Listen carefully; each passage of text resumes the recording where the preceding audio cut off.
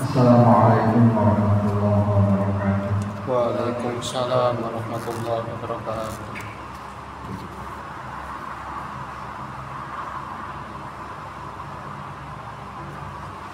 Lahul Fatihah.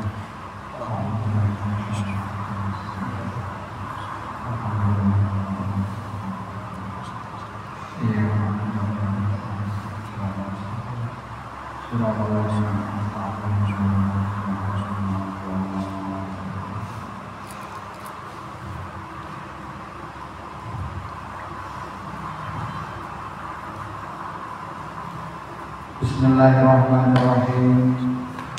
Alhamdulillahirabbil alamin. Allahumma shalli wa sallim wa barik ala sayyidina wa maulana Muhammadin wa ala alihi wa sahbihi ajma'in wa man tabi'ahum bi ihsanin ila yaumiddin. Hasbunallahu wa ni'mal wakeel, ni'mal maula wa ni'man nasir. Wa la hawla wa la quwwata illa billahil aliyyil azim. Amma ba'du. Allahumma ta'ala futuhal arifin wa tahhirna rahman nabiyyin wa hifdzal mursalin wa ilhamal malaikatil muqarrabin bi rahmatika ya arhamar rahimin.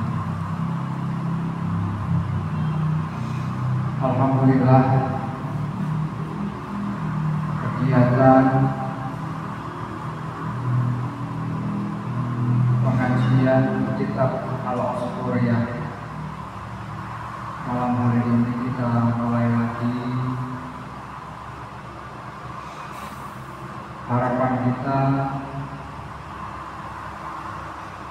bermanfaat dan membawa berkah untuk kita semua, menambah ilmu untuk kita semua, menambah wawasan untuk kita semua. Wawasan kita bertambah, ilmu kita bertambah, dan amaliyah kita juga semakin bertambah dan berkualitas. Amin. Amin. Hadis yang keempat daripada kitab Asquriyah. Monggo silakan sambil santai. Ada kopinya kan? Kopi. Kopi. Kalau itu mulai daripada ngantuk, mending kopi ini kalau gitu. Kalau sini kopi orang ngantuk tinggal.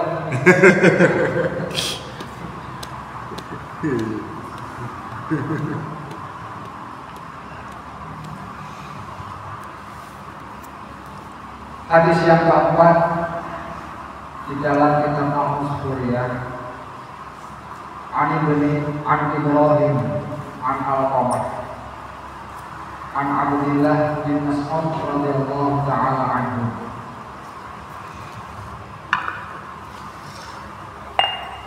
An Ibrahim anjinarita saking sahabat Ibrahim an Al-Qamah an Abdullah bin Mas'ud radhiyallahu ta'ala anhu qala Rasulullah Abdullah bin Mas'ud qala Rasulullah sallallahu alaihi wasallam kanjeng Rasul sallallahu alaihi wasallam man ta'allama baban minal ilmi yantafi'u bihi fi akhiratihi wa dunyahu aqahu Allahu khairan lahu min umri dunya sab'ata alafi sanatin.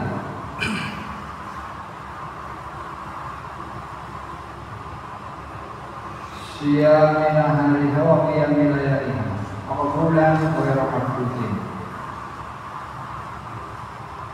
Wanita sapane wong kalamat belajar ngaji sapa man baban ing sabab minalil saking ilmu yang tadi ukang kalaman manfaat sapa man bihi kelawan baban Fi akhirati dalam perkara akhirate man dunia dan dunia man atau mau paring man sapa Allah Gusti Allah khairan ing kebagusan tahu kadene man min umri dunia timbang umur dunia sama ta'ala ing pitu pira-pira sama ta'ala misalnya ing pitu pira-pira ewune taun rupane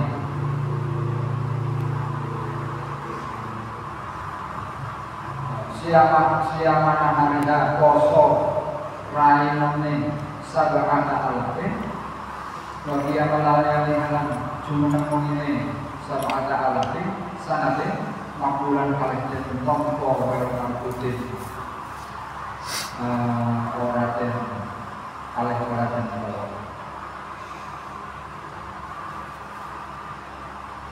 judulnya temanya ilmu. Diriwayatkan dari Ibrahim dari Al-Qur'an dari Abdullah sahabat Abdullah bin Mas'ud radhiyallahu ta'ala. Beliau menceritakan bahwa Rasulullah Shallallahu Alaihi Wasallam pernah bersabda, daya ingat para sahabat itu luar biasa, beda dengan daya ingat kita. Sehingga dikatakan oleh Rasulullah, masa atau era yang paling utama itu adalah eraku, era para sahabat dan seterusnya. Dikatakan era para sahabat itu adalah era yang utama, yang paling utama. Salah satu penyebabnya adalah karena daya ingatnya para sahabat itu sangat luar biasa. Sekali dengar sulit untuk lupa. Rasulullah pernah berkata, Rasulullah pernah bersabda, begini, diingat terus dan teringat terus, kemudian dikeluarkan. Nah, dulu Rasulullah pernah berkata seperti ini. Anaknya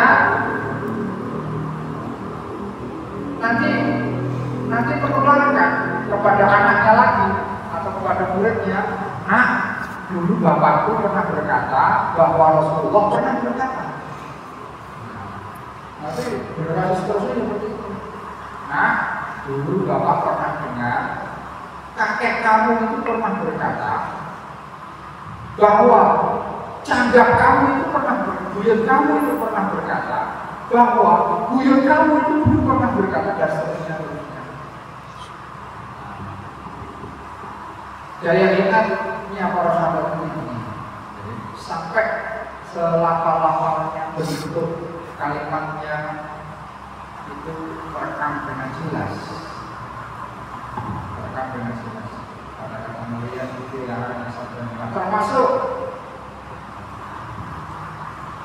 yang pernah disabdakan oleh Rasulullah dari riwayatnya sahabat Abdullah bin Mas'ud adalah man ta'allama baban minal ilmi yantafi'u bihi fi akhiratihi wa dunyahu aqahu Allahu khairan lahu min amri dunya. Ila akhirnya. Barang siapa belajar atau mengaji satu bab minal ilmi dari ilmu yang dia manfaatkan ilmu itu di dalam urusan akhirat dan dunianya. Ilmunya itu tidak memendam, ilmunya itu tidak berhenti, tapi dia manfaatkan di dalam urusan akhiratnya, dia manfaatkan di dalam urusan dunianya. Maka satu bab yang dia pelajari ini lebih baik, lebih utama daripada umur dunia 7.000 tahun. Atau lebih mudahnya, lebih baik daripada masa 7.000 tahun. Sab'atu alafin, di mana di dalam 7.000 tahun itu terisi siangnya puasa, malamnya qiyamul lail yang berpahala dan tidak tertolak. Jadi bandingannya seperti itu. Mencari satu bab, mempelajari satu bab ilmu yang dimanfaatkan untuk kepentingan akhirat dan dunianya, ini lebih baik daripada 7.000 tahun yang siangnya digunakan untuk puasa, malamnya digunakan untuk begadang. Begadang yang ada artinya yang mulai yang dipastikan diterima oleh Allah Subhanahu wa Ta'ala. Ini begitu luar biasa.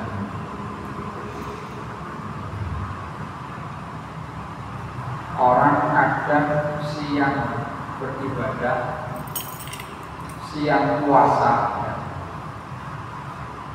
malam tahajud.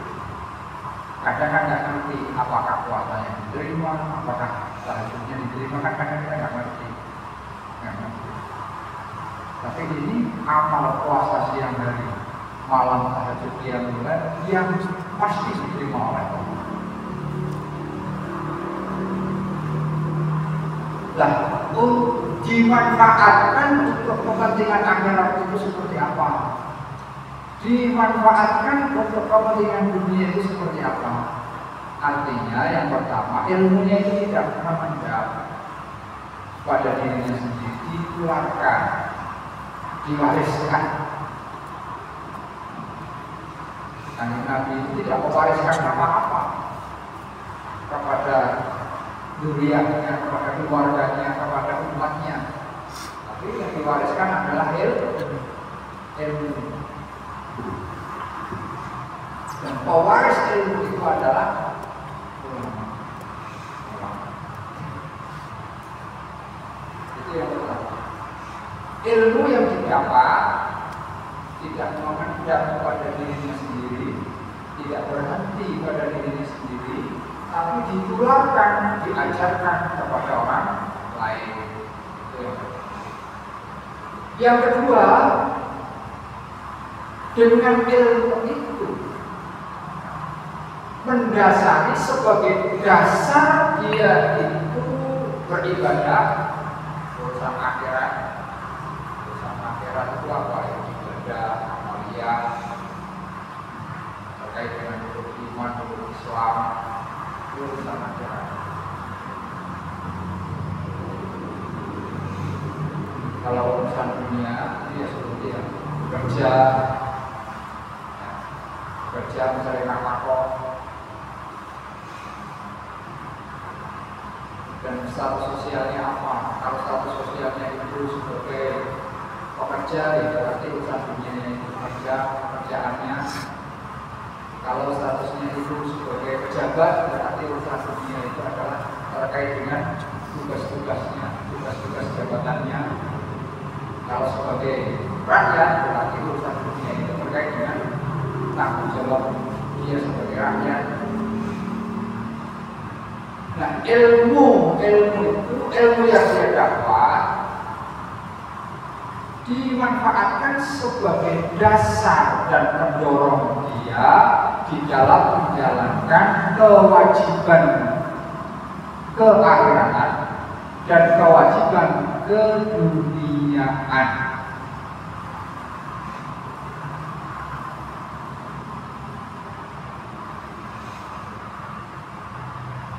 Bagaimana agar urusan keakhiratannya itu betul-betul diterima oleh Allah Subhanahu wa Ta'ala? Dan perlu ilmu. Tidak hanya sah secara fikih, tapi juga harapannya kan diterima oleh Allah Subhanahu wa Ta'ala.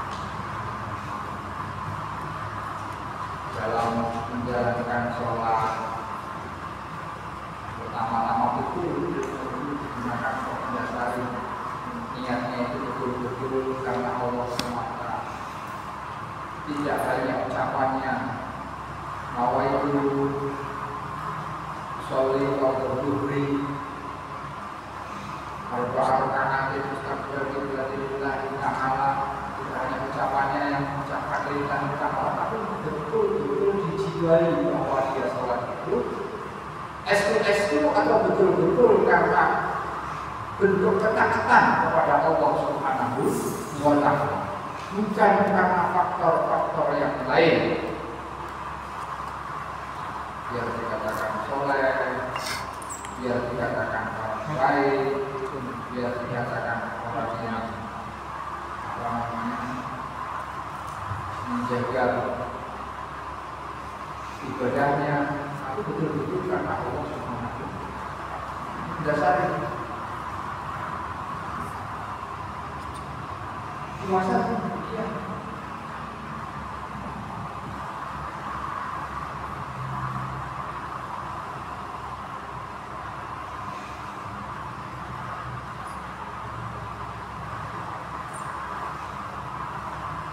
Kalau urusan dunia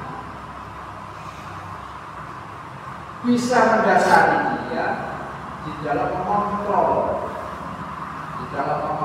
aktivitas keduniaan, apapun statusnya,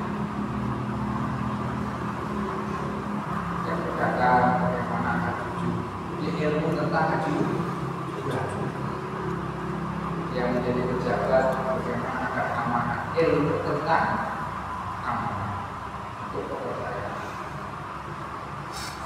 Sebagai rakyat harus seperti apa? Sebagai rakyat tentunya harus berpatuh kepada pimpinan. Bagaimana agar ini urusan dunia tapi bernilai ekonomi. Urusannya makan nih, makan itu kan urusan dunia, makan minum. Bagaimana agar makan minum itu punya nilai sehingga tidak hanya kenyang saja yang dapat kita rasakan, tapi juga berpahala, bernilai ekonomi.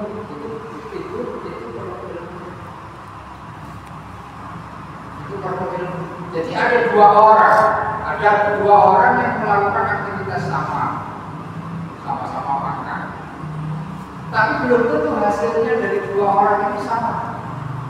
Yang satu karena dia lapar, murni karena dia lapar, nggak ada tujuan lain, karena lapar, makan biar kenyang.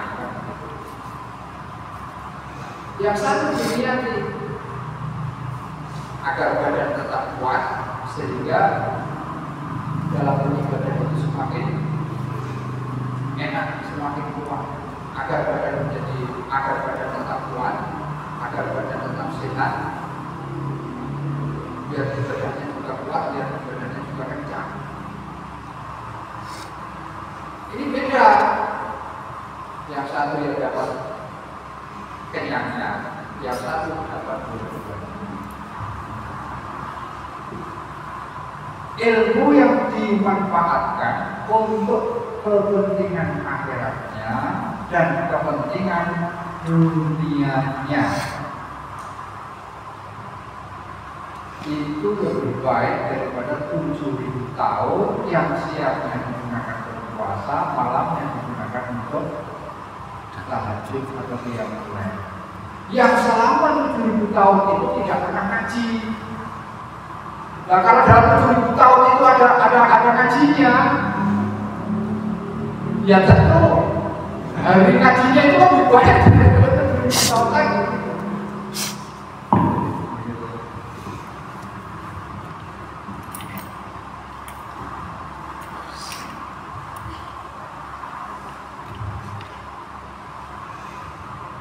Bisa dipahami nggak kira-kira? Sakit.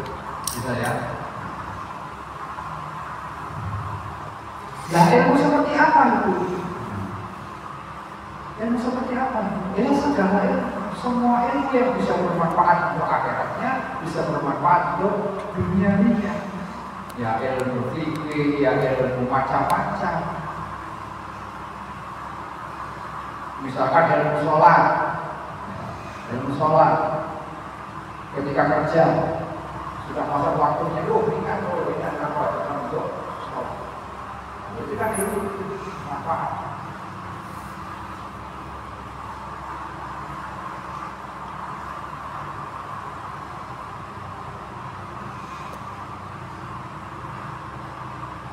Lalu apakah terkhusus ilmu agama ini? Tidak. Memang itu yang utama. Ilmu dunia itu juga terkadang bisa bermanfaat untuk akhiratnya, bisa bermanfaat untuk dunianya. Contoh,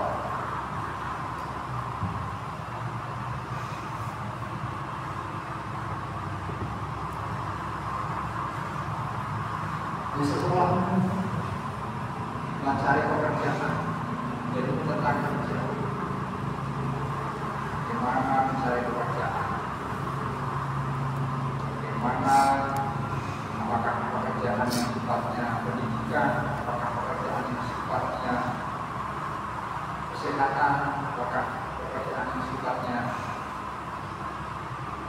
lain-lain, perikanan dan sebagainya, yang kemudian digunakan untuk sebagai bekal dia hidup, yang digunakan untuk sebagai bekal dia beribadah. Sholat itu kan ibadah. Sholat itu butuh pakaian, butuh baju. Kalau santri butuh sarung, butuh kopiah. Kalau nggak punya duit, masa sholat telanjang untuk beli baju, untuk beli sarung, untuk beli sepak. Dia sama-sama nggak kerja, nggak bisa. Nggak kerja, nggak bisa. Nah, ilmu tentang pekerjaan harus dikuasai. Tergantung jurusannya apa. Jurusannya paket misalkan, pengantaran paket, ekspedisi, jadi kepercayaan, ketepatan waktu, dan sebagainya. Jadi arti penting daripada ilmu sebagai dasar beraktivitas, sebagai dasar beramal, baik di dunia ataupun yang bernilai dunia ataupun yang bernilai ukhrawi.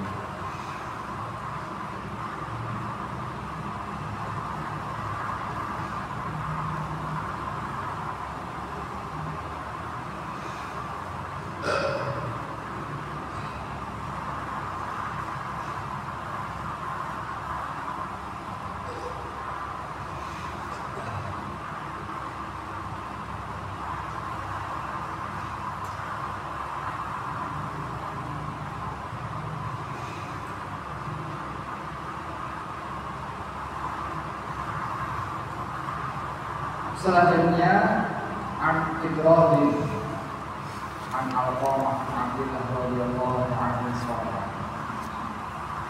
diceritakan dari Ibrahim an Alqamah dari Alqamah dari Abdullah radhiyallahu anhu. Qala Rasulullah sallallahu alaihi wasallam qira'atun akmalun min والصلاة أعمال المعاني والصوم أعمال الفقراء والتسبيح أعمال النساء والصدقة أعمال المسكين والتفكر أعمال الضعفاء ألا أدلكم على أعمال الفقراء قيل يا رسول الله وما أعمال قال قول العلم فإنه نور المؤمن في الدنيا والآخرة. Qiraatul Quran, membaca Al-Quran itu amalnya orang-orang yang berkecukupan.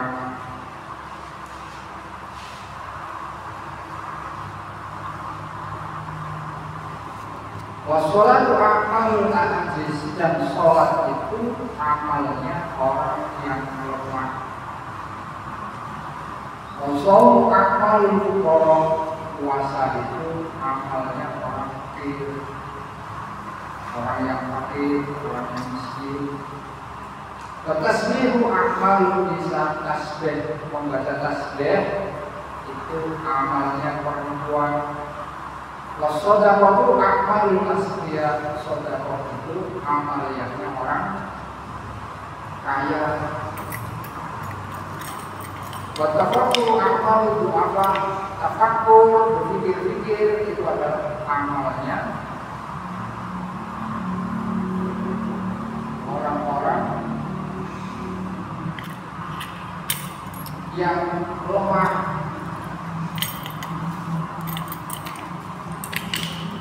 Allah adukum, apakah kalian mau aku tunjukkan amalnya para pahlawan? Apakah kalian mau aku tunjukkan apa yang menjadi amaliyahnya para pahlawan? Para sahabat jawab, apa itu dari Rasulullah? Tolakul ilmu. Amaliyahnya para pahlawan itu adalah mencari ilmu. Cari ilmu, karena betul-betul ilmu itu sebagai dasar atas semuanya. Kalau melakukan sesuatu tanpa ilmu berantakan. Berdakwah tanpa ilmu berantakan. Sehingga umatnya kacau bingung.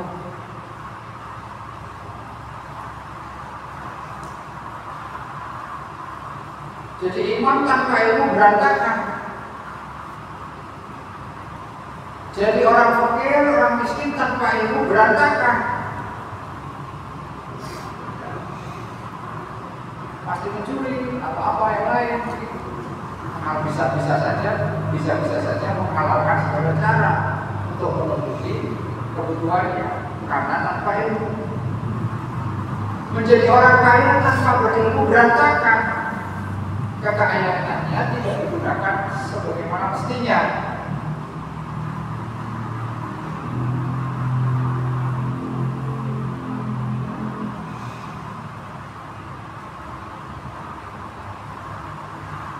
Menjadi orang yang kesakitan akan berantakan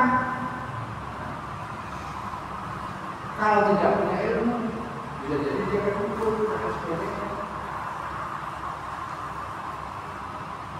Dukun yang maksudnya itu dukun yang menghasilkan. Kalau dukun bayi, dukun pijit tidak apa-apa. Dukun pijit, dukun bayi, takbir apa-apa.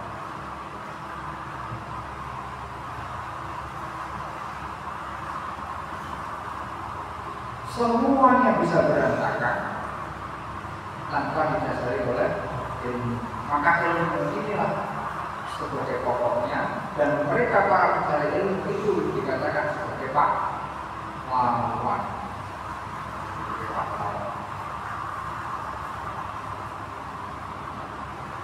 Maka Nabi sallallahu alaihi wasallam, ana madinatul ilmi wa aliyun babuha. Aku ini adalah kotanya ilmu, sementara Ali adalah pintunya. Ana madinatul ilmi wa aliyun babuha. Ketika kalian ingin mendapatkan ilmu, maka harus melalui pintu, masuk pintu. Ketika ingin mendapatkan ilmunya, maka harus memenuhi standar mencari ilmu. Termasuk juga hikmahnya di sini. Ibarat ilmu isi kota, maka harus untuk mendapatkan ilmunya, maka harus melalui pintunya agar bisa masuk ke kotanya. Untuk mendapatkan ilmu, bagaimana caranya? Ya belajar. Belajar kepada siapa? Ya belajar kepada yang punya ilmu. Itu caranya.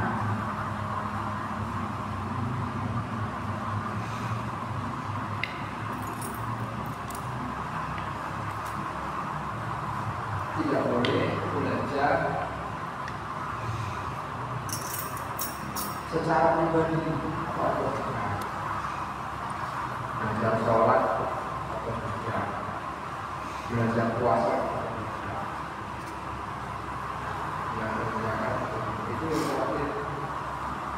potensi kelirunya itu besar, harus kepada yang punya ilmu. Nah, hadis ini juga menerangkan bagaimana tentang kualitas Sayyidina Ali. Sayyidina Ali itu bukan kaleng-kaleng, sahabat kaleng-kaleng, sahabat besar yang berpangkat dari itu. Rasulullah itu memberikan satu penegasan, memberikan satu informasi kepada sahabat-sahabat bahwa Ali itu adalah pintunya ilmu. Sekali-kali jangan meremehkan kalian terhadap Ali. Belajarlah kepada Ali.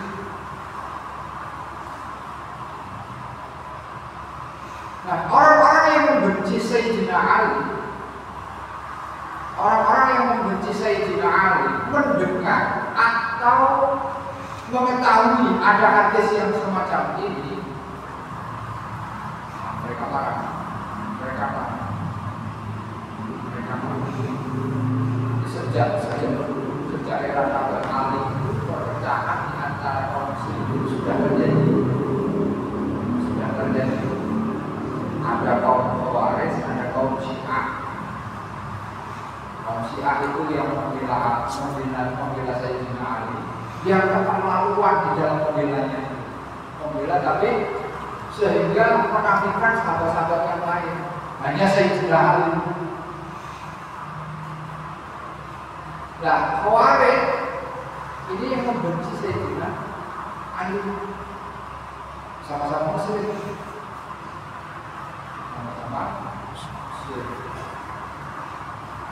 Nah, kaum Khawarij yang membenci Sayyidina Ali itu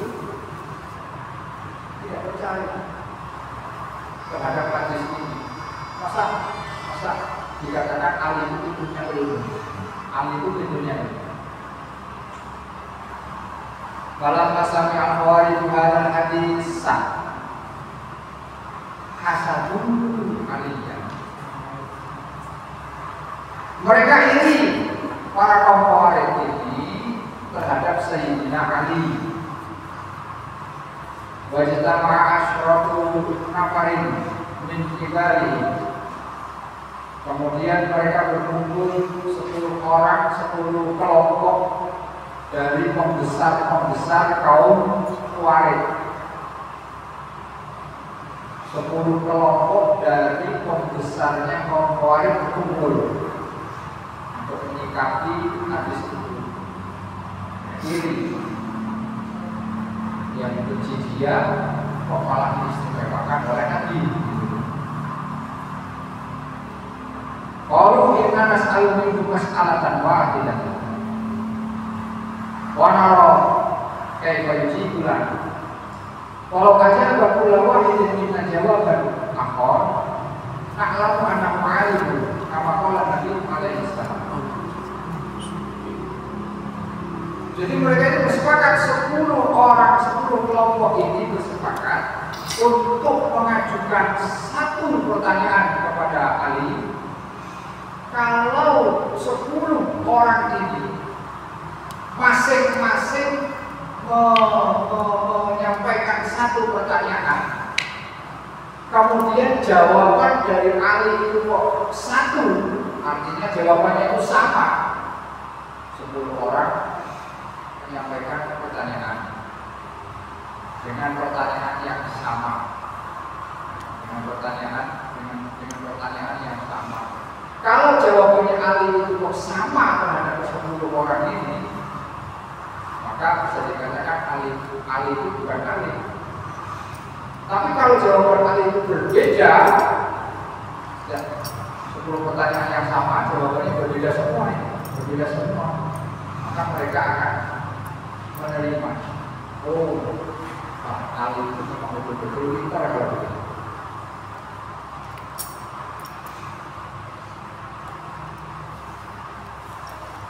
Berarti betul, Ali itu seperti yang disabdakan oleh ayat Nabi. Dia akan percaya kalau Ali itu betul-betul ilmunya ilmu.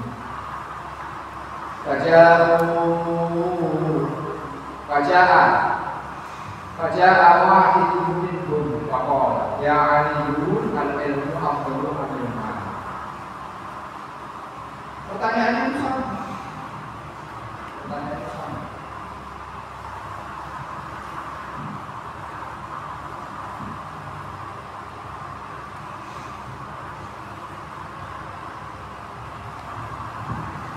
Tapi tidak bareng-bareng 10 orang ini kita menanyakan satu pertanyaan. Jadi bergiliran. Satu datang menyampaikan pertanyaan, melihat apa jawabannya, pulang. Nah nanti yang kedua datang menyampaikan satu pertanyaan, pulang. Yang ketiga begitu seterusnya dengan pertanyaan yang sama. Di mana yang lebih utama, ilmu atau harta? Itu pertanyaan. Ilmu atau harta? Apa dasarnya? Apa dasarnya? Semuanya seperti itu. Lah yang pertama menyampaikan pertanyaan Abdul.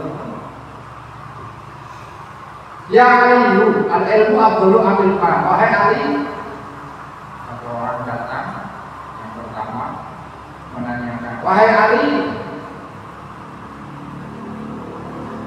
lebih utama mana ilmu atau harta? Apakah ilmu itu lebih utama daripada harta?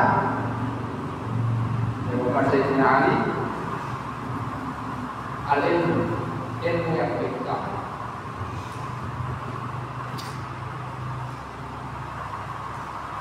Lalu orang yang pertama itu melanjutkan pertanyaan susulan.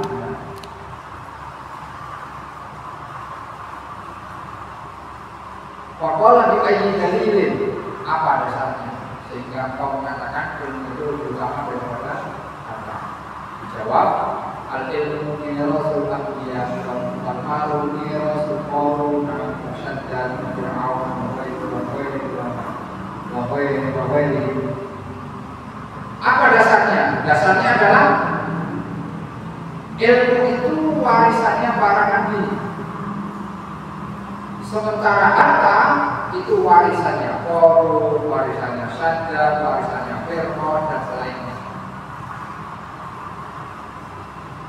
Lalu utama mana nabi dengan Qarun, Fir'aun dan sebagainya? Itu lebih utama nabi.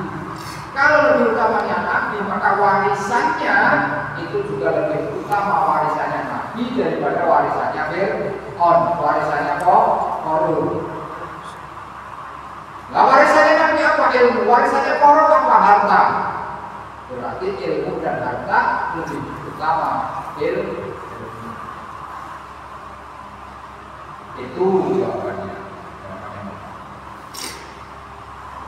Datang lagi, nah pulang, terus kembali pulang. Oh iya, masuk akal pulang. Asli.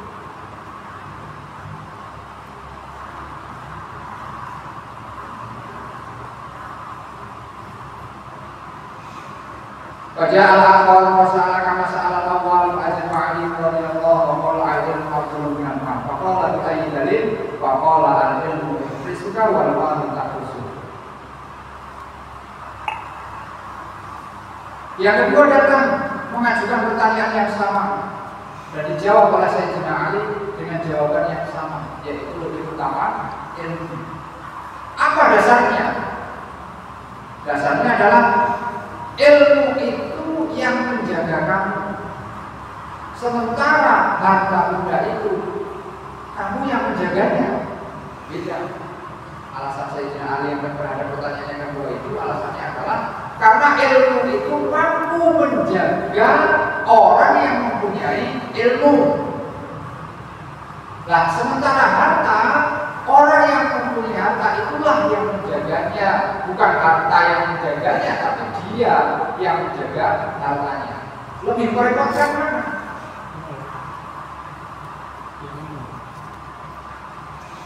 Motor, sepeda motor itu ilmu apa harta benda? Ya, Kang Didi, motor sing sampai tunggangi itu ilmu atau harta? Termasuk ilmu atau harta? Harta benda. Termasuk mal, termasuk harta benda. Motor, mobil itu termasuk harta benda.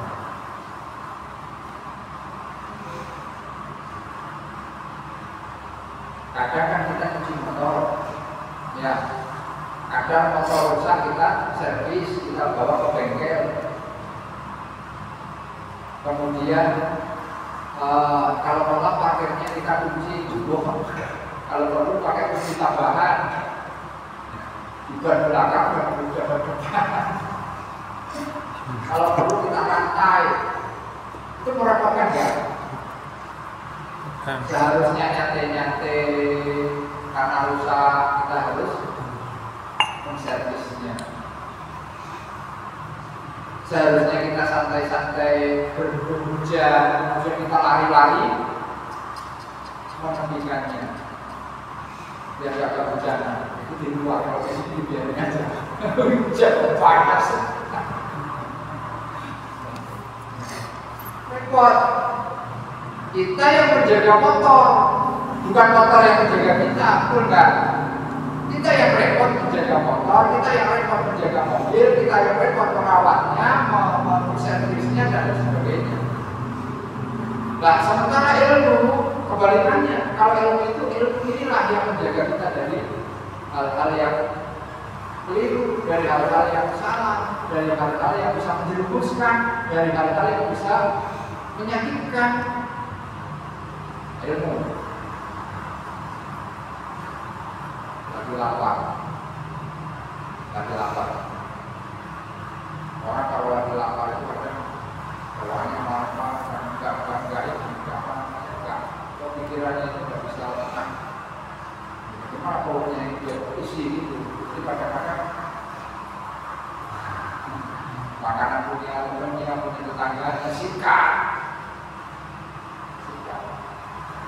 Kemudian dia ngaji, memberi itu karena hukumnya. Kalau dalam kondisi lapar, nggak punya uang, daripada mencuri minta, lebih baik minta kok kira-kira nggak boleh pinjam. Nah itu ilmunya, sesuai dengan ilmunya. Kalau kita punya, ya punya kita sendiri.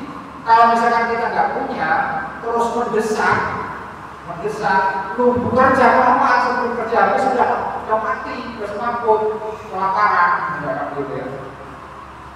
Jam 7 pagi kelaparan karena kemarin nggak makan. Harus menunggu kerja dari pagi sampai sore dulu, semaput duluan kan. Sesuai ilmu, kalau dia lapar ya makan, makannya pakai apa ya? Dia sendiri. Nah, kalau nggak punya bahan di rumah, di kamarnya nggak punya, di dormitorynya nggak punya, yang minta minjem, minta minjem itu masih diperbolehkan, dalam agama ini masih diperbolehkan daripada mencuri.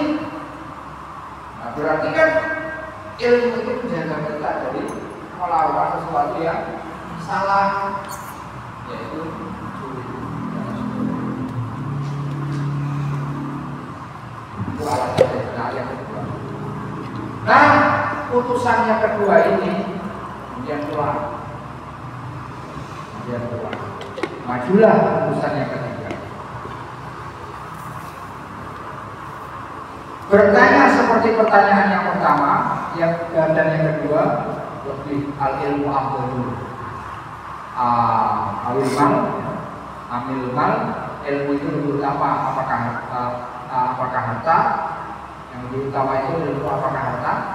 Yang itu dijawab oleh Sayyidina Ali dengan jawaban yang sama, ilmu. Dengan dasar apa?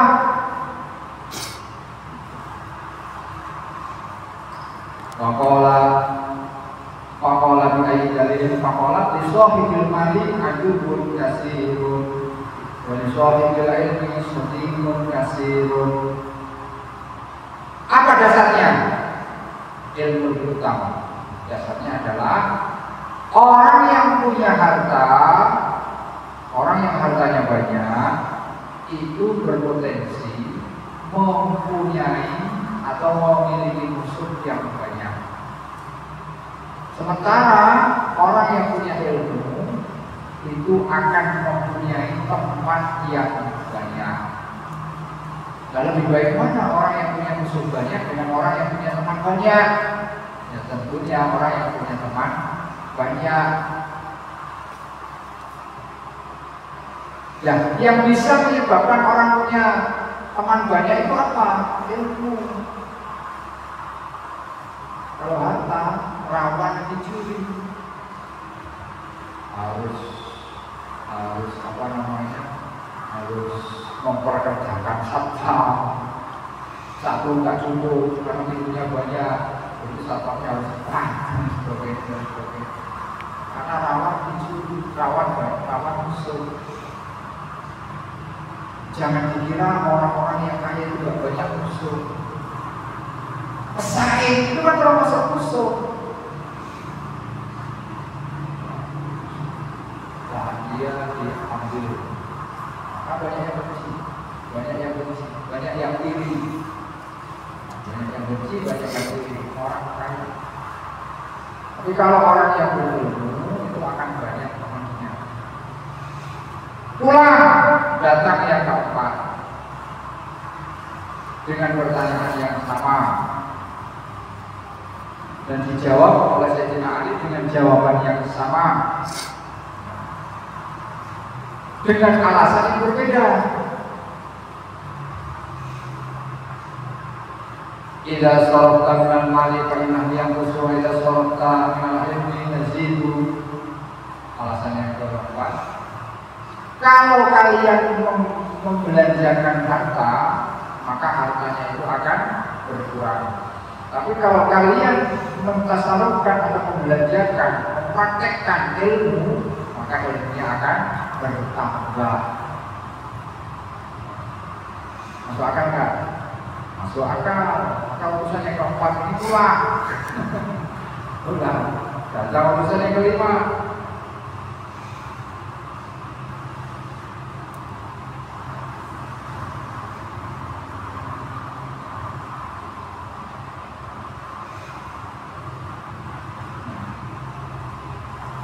Apa dasarnya ilmu itu lebih utama? Yang kelima adalah Shahibul Majid Abis Al-Bukhli.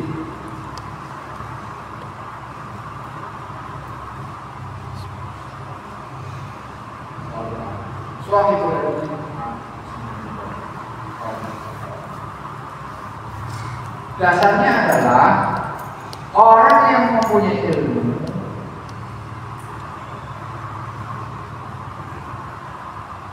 itu bisa dipanggil dengan panggilan pelit atau bakhil. Orang yang punya harta, orang yang punya harta. Orang yang punya harta itu bisa dipanggil dengan panggilan bakhil atau panggilan-panggilan yang hina. Sementara orang yang punya ilmu itu akan dipanggil dengan panggilan yang terhormat, panggilan yang mulia. Orang yang punya ilmu orang yang punya harta bisa dipanggil dengan pelit. Orang yang punya ilmu bisa dipanggil dengan kemuliaan dan keagungan.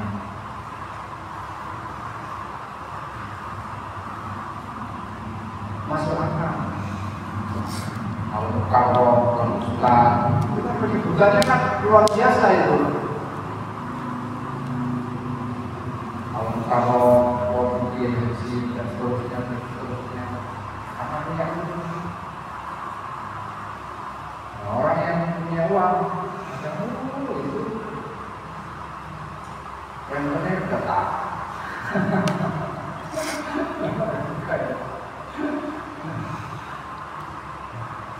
Bapak kita, bapak musyawarah. Kesannya beda, status sosialnya itu beda di masyarakat. Orang yang berharta dengan orang yang berilmu itu beda status sosial. Di masyarakat lebih mengutamakan, lebih memuliakan orang yang punya ilmu daripada orang yang punya harta. Itu fakta, realita. Di lapangan di masyarakat itu lebih memuliakan orang yang punya ilmu daripada yang punya harta.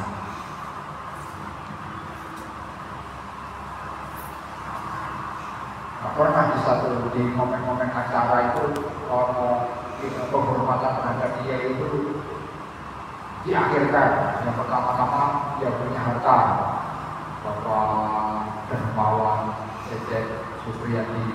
Dia yang kami muliakan, yang kami hormati, yang kami muliakan Bapak Dermawan Cecep. Yang kedua yang kamu muliakan Bapak Kiai atau Bapak Ustadz Haris. Oh, bukan saja itu. Pasti Kiai itu lebih awal. Nah, baru yang dermawan-dermawan yang nyumbang-nyumbang itu di akhir. Tetap Kiai, tetap Ustadz yang punya dia didahulukan. Misalkan pulang, datang lagi yang ke berapa tadi? Gansal.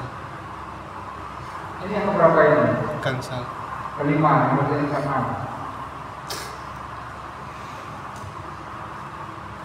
Dengan pertanyaan sama, dan dijawab dengan jawaban yang sama, tapi dengan dasar yang berbeda. Al-malu yuhfazu minas sari wa ilmu la yuhfaz minas sari. Harta benda itu dijaga dari pencurian, sementara ilmu itu tidak dijaga dari pencurian. Ada orang ngaji nih, misalkan ngaji, ada orang yang nggak masuk, ya. Nggak masuk tapi di luar, ini, pengen mendengarkan, curi ilmu. Karena malu masuk, kemudian di luar saja. Kira-kira oleh kiainya itu diusir dia itu, yang datang diam-diam mendengarkan, yang datang diam-diam mendengarkan, mengambil ilmu yang dia sampaikan, yang oleh kiai atau ustaz sampaikan. Kira-kira diusir dia itu? Tidak kan? Tidak. Senang-senang aja kalau ada orang yang mau mendengarkan. Ustaz kiai itu akan senang. Kalau ada orang yang mendengarkan, mengambil ilmunya, walaupun tidak hadir secara satu majelis, bapak di luar, saya malu, saya di luar aja lah, atau saya di rumah saja lah mendengarkan, kan pakai speaker sama saja. Kira-kira paham kan? Diusir enggak? Tidak. Ilmu itu tidak dijaga dari pencurian. Orang ilmu malah yang punya ilmu bermasalah. Tapi kalau harta dijaga dari bentuk pencurian, dibobol. Buktinya kan gitu. Kalau tidak dijaga ngapain dibobol? Berarti kan itu bentuk penjagaan. Sekali lagi merepotkan, harus nyuci setiap hari. Aduh, nyuci 10.000 bulan, sekarang sudah naik 15.000 ya.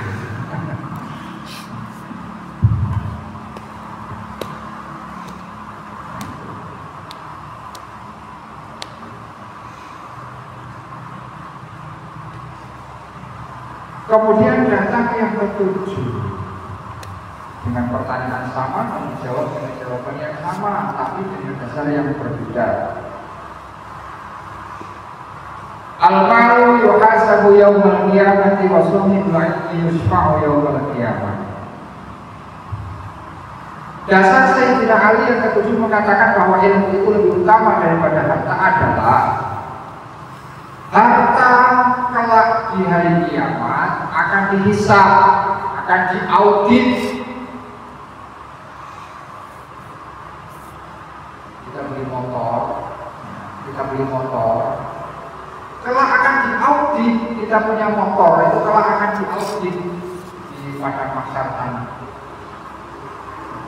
Dimulai dari dengan cara apa kamu memiliki motor itu,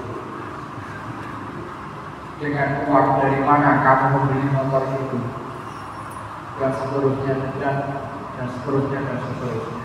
Lalu kamu menggunakan apa saja motor itu. Ini yang begitu, yang begini. Ini yang begitu, yang begini. Kadang begini malu. Ya. Kadang-kadang saya gunakan untuk menghadiri majelis taklim, ya Allah. Kadang-kadang saya gunakan untuk ngaji, ya Allah. Kadang-kadang saya gunakan untuk kerja, ya Allah. Tapi kadang-kadang ya saya gunakan untuk apel. Aduh.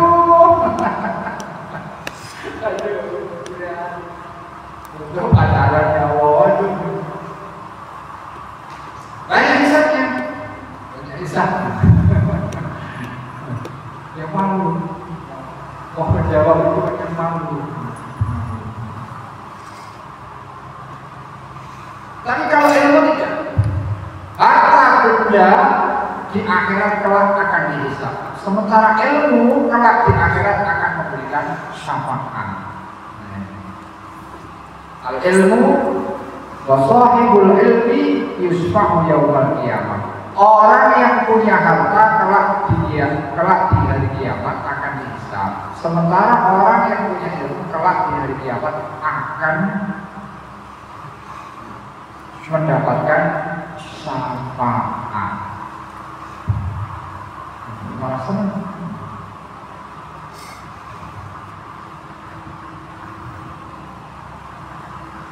Masuk akal. Lalu pula datang lagi yang ke-8 dengan pertanyaan yang sama dan dijawab dengan jawaban yang sama dengan alasan yang berbeda. Apa alasan Sayyidina Ali yang ke-8?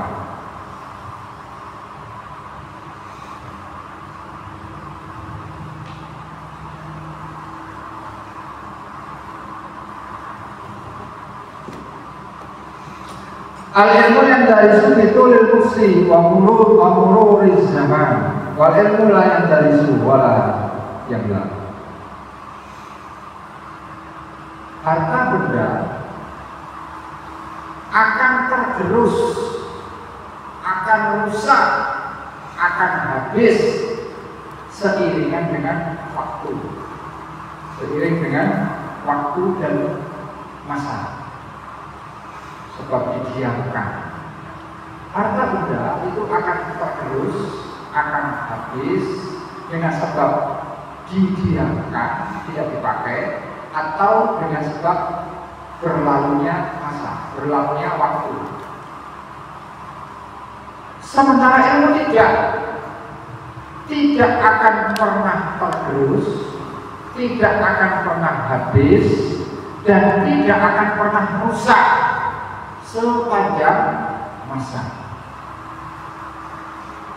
Maka beli UT-UT, beli gorengan, 1 hari didiamkan, apa nasi gorengan itu? Atau 2 hari didiamkan, apa nasi gorengan itu? Rusak jelas, basi jelas, hilang bisa jadi.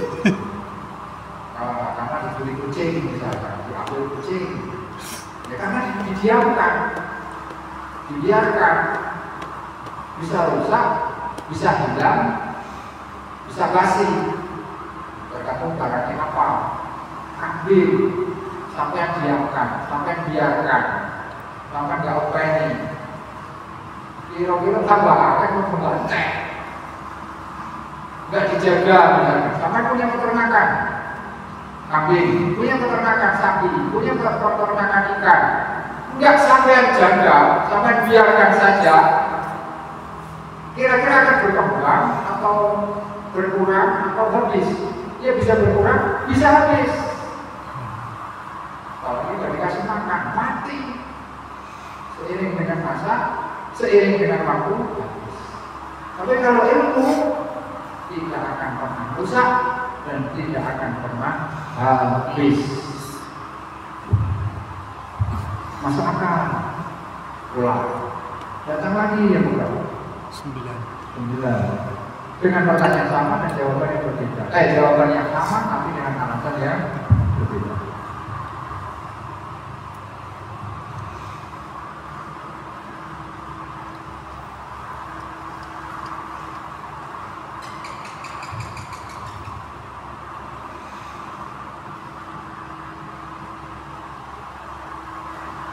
Faqala al-malu yuqassi al-qalba wal ilmu yunawwirul qalba. Dasarnya adalah alasan Sayyidina Ali yang ke-9. Harta benda itu bisa mengeraskan hati. Harta benda itu bisa mengeraskan hati. Sementara ilmu itu bisa melembutkan hati. Orang yang banyak harta, orang yang punya harta benda dan sebagainya, itu hatinya keras. Kalau kalian tidak punya ilmu, hati itu bisa disebabkan karena harta. Natosnya hati itu bisa disebabkan karena harta. Maksudnya hati keras itu kemudian bukan berarti hatinya berubah menjadi baja gitu ya, tidak. Susah untuk mendapatkan nasihat, susah untuk mendengarkan nasihat. Keras hatinya. Sulit untuk mendapatkan ilmu, sulit untuk mendengarkan nasihat orang lain. Maunya menang sendiri. Itu karakternya, karakteristik daripada harta itu bisa menjadi demikian. Maka jangan sampai harta itu masuk ke dalam hati.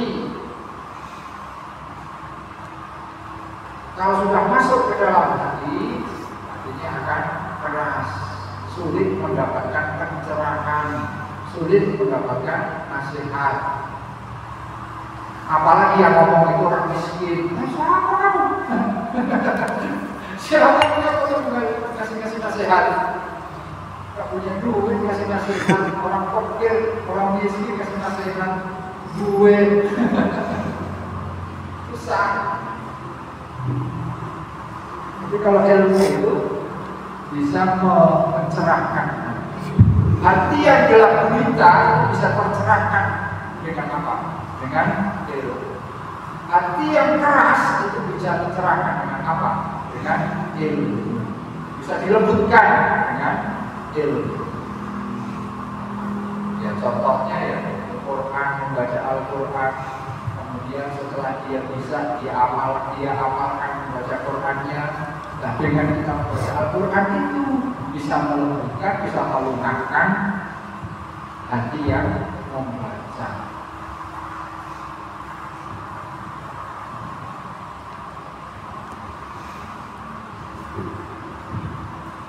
Puas pulang, maju lagi yang terakhir yang 10.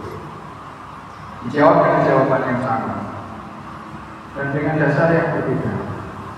Apa dasarnya? Sahibul malu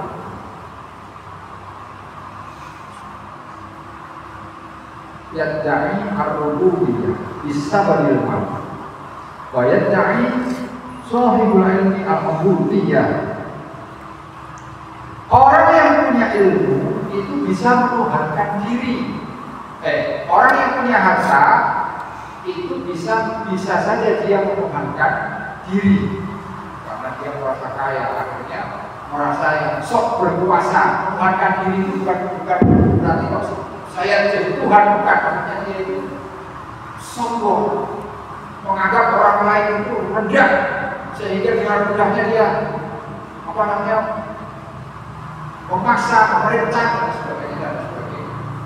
Bisa menganggap dirinya itu sebagai Tuhan dalam tanda kutip, dengan seenaknya menurut orang lain dan lain sebagainya. Jadi orang yang punya harta itu bisa lupa daratan, bisa menuhankan dirinya. Ya contohnya Fir'aun menuhankan dirinya. Karena apa? Karena dia sebagai raja yang banyak. Tapi orang yang punya ilmu itu yadda'i al-ubudiyyah, dia akan mengaku sebagai hamba. Orang yang punya harta bisa mengaku sebagai Tuhan. Tapi kalau orang yang punya ilmu, dia bisa mengaku sebagai hamba. Tidak. Semakin tawadhu, semakin merendah.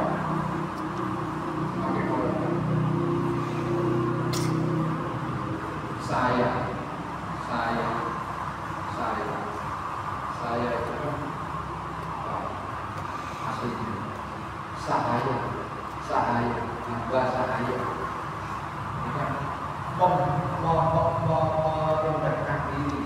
Merendahkan diri dengan penyebutan hamba kepada Sang Khalik, kepada Sang Pencipta.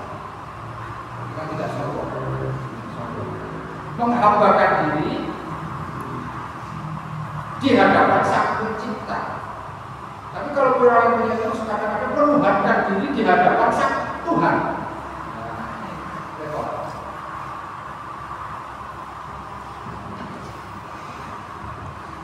Nah, ternyata modus pertanyaan dari ke-10 orang kaum Khawarij yang datang bergiliran menemui beliau Sayyidina Ali dengan mengajukan satu pertanyaan.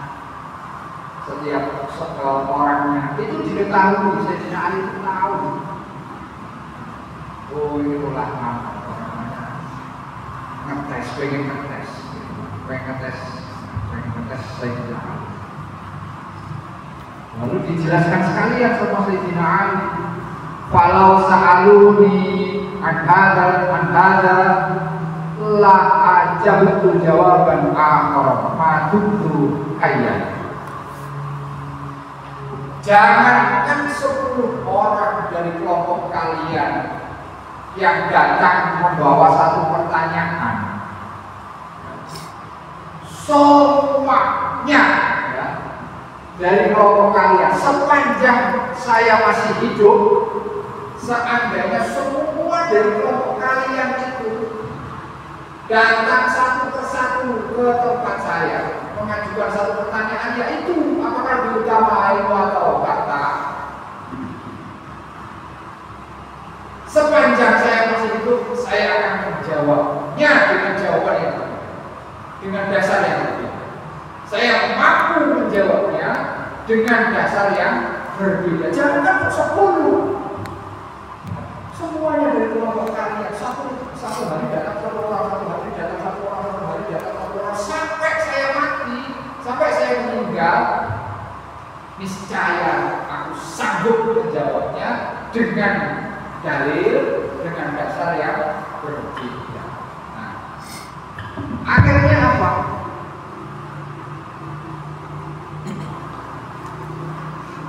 Akhirnya pada wa aslamu kullu.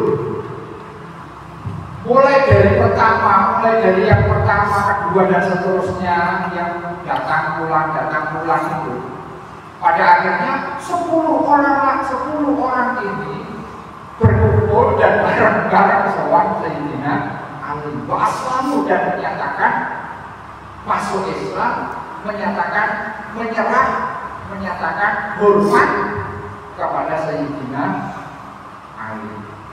Nah, ini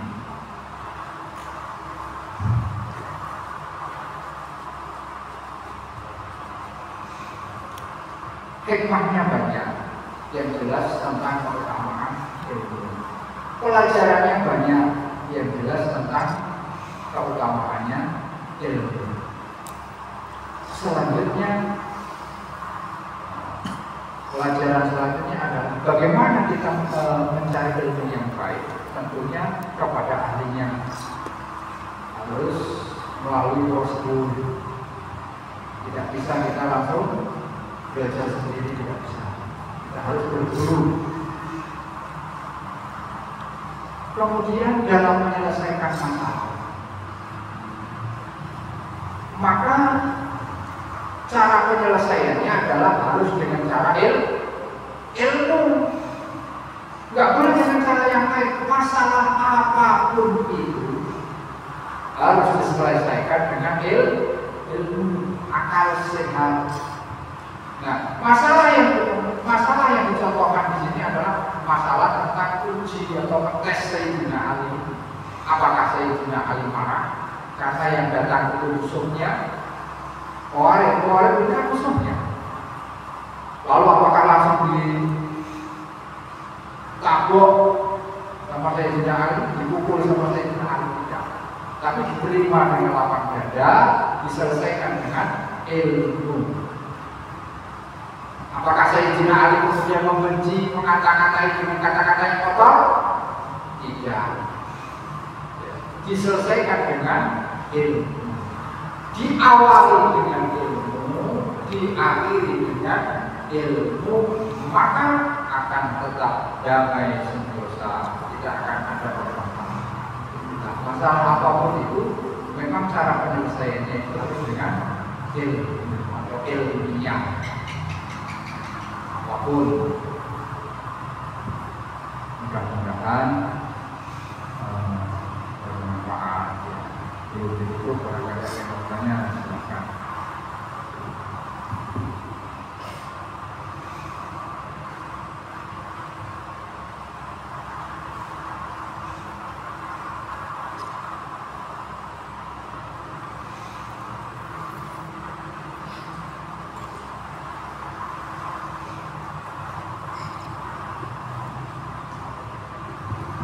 Jadi alhamdulillah ya.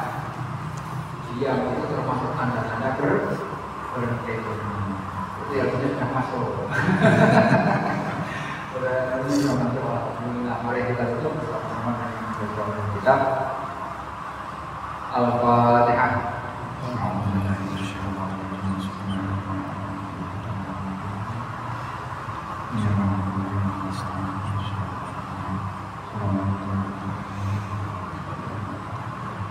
Orang yang mohon maaf, Wallahu a'lam.